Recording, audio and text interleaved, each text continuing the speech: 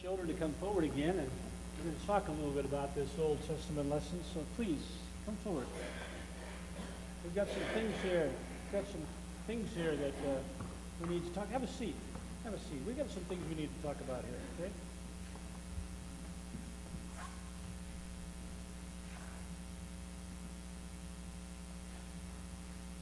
The Lord be with you. Now these things that we got to talk about, I don't know what these things are for, but they look to me like it's a hammer and something. Do we have a blacksmith here by chance? Is there anybody that's a blacksmith? You say a blacksmith, do you? Yep, I did. I'm in Davenport here from Vermont. I was born a Vermonter, but I'll always be an Irishman. You're an Irishman? Top of the morning, do you? You're an Irishman from Vermont, and you're a blacksmith. Yes, I'm in Davenport. Can you have a seat here and tell us what this is all about? I'd be happy to. How are you this morning? It's a beautiful day. In the neighborhood? In the neighborhood, yes. It's a low seat, let me tell you. So what are all these things here? Explain them to us. Anybody know what this is called? It's an anvil. A-N-V-I-L. And a blacksmith uses this trade because when he wants to hammer something, he needs something to hammer against. You know what that is, right? A hammer.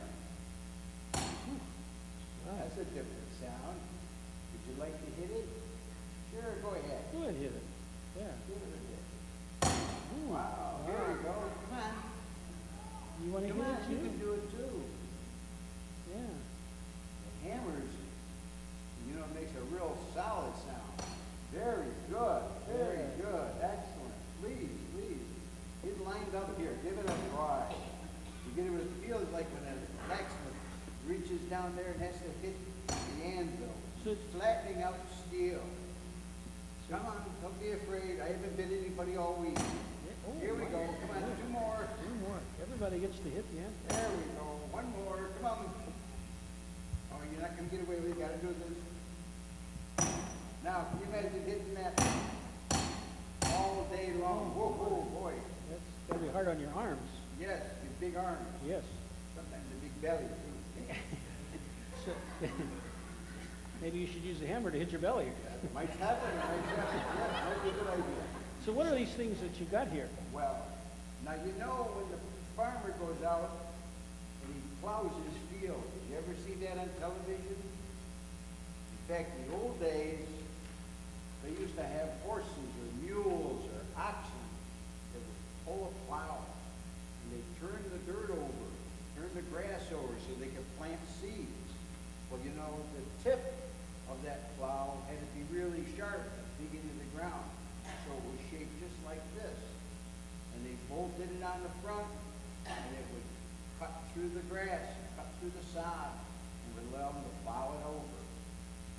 And then they put seeds in where they plowed, and then put the dirt back down, over it? plants grow corn, oats, wheat, all kinds of vegetables. And of course, we all know what this is. What's that? Very good. That's a sword. This was made by the elf named Pat. He was a pretty good sword maker, wouldn't you think? He made the... So now you as a blacksmith make these kind of things? Well, yes. Yeah? Yes. You make a lot of swords? Well, we would take these plowshares. Yeah. Instead of making it all new, we'd take our hammer out, and we'd heat it up in the hot fire, and we would pound it, and stretch it, and change it, and we would make a sword. Why would you do that? Well, why would we make a sword?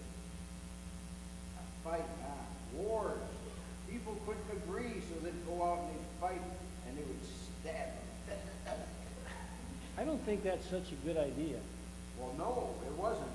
A lot of people died and got sick. Well, can you do the other thing? Can you take the sword and make it into a plowshare? Well, yeah, I mean, if you make swords and you don't have plowshares, you can't grow crops, can you?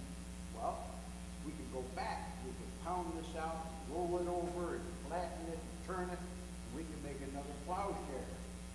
We also could take spears, and take the tip of those, and we pound those out, bang, bang, and we would have a pruning hook.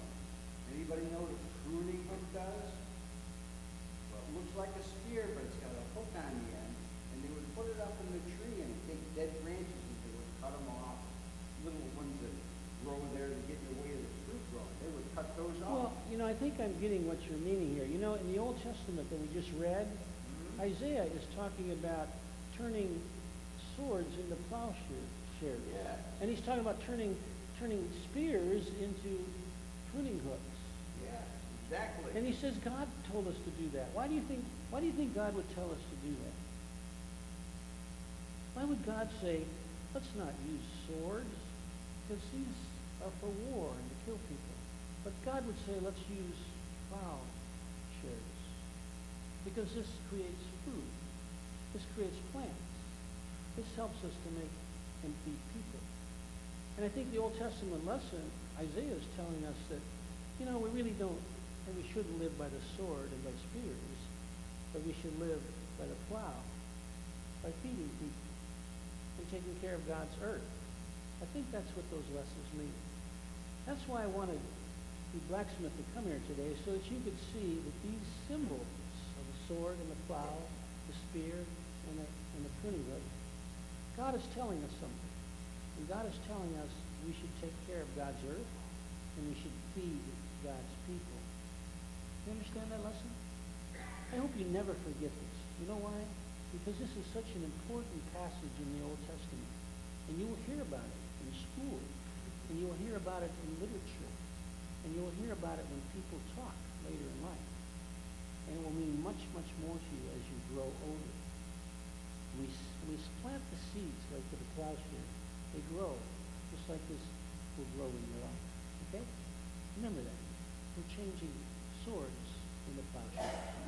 Thank you, Mr. Blacksmith. Tommy it is? Tommy. Tommy? Call me Tommy. If you get into Vermont, you can come see me in my blacksmith shop. And I'll let you hit the hammer against the anvil. Okay, I think we've had enough of the hammer with the handle. Thank you. Okay.